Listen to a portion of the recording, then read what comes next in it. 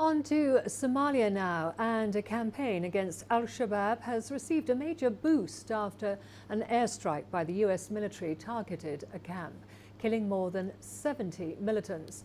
Last week's strike was the deadliest so far this year. CGTN's Abdulaziz Billow with more.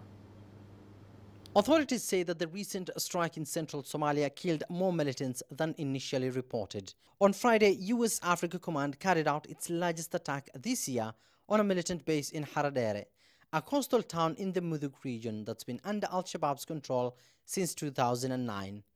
AFRICOM initially reported that 60 fighters had been killed, but Somali authorities have placed the death toll at 70, including several senior commanders. The strike is believed to have targeted new recruits who are undergoing training at a militant base. The Somali government says that the fighters posed an immediate threat to the Somali civilians and security forces.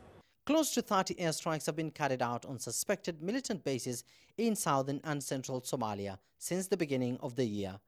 However, some experts believe attacks on the ground are more effective.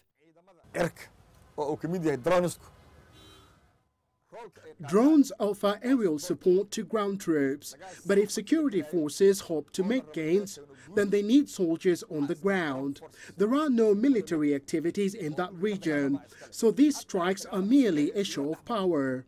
They're not addressing insecurity. The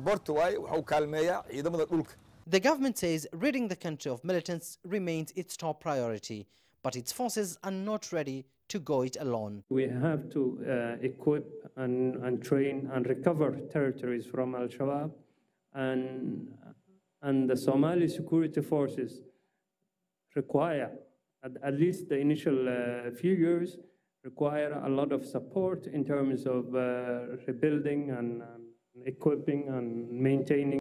Al-Shabaab is yet to comment on the recent strike.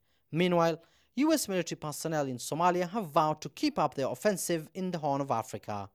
Abdulaziz Billow, CGTN, Mogadishu, Somalia.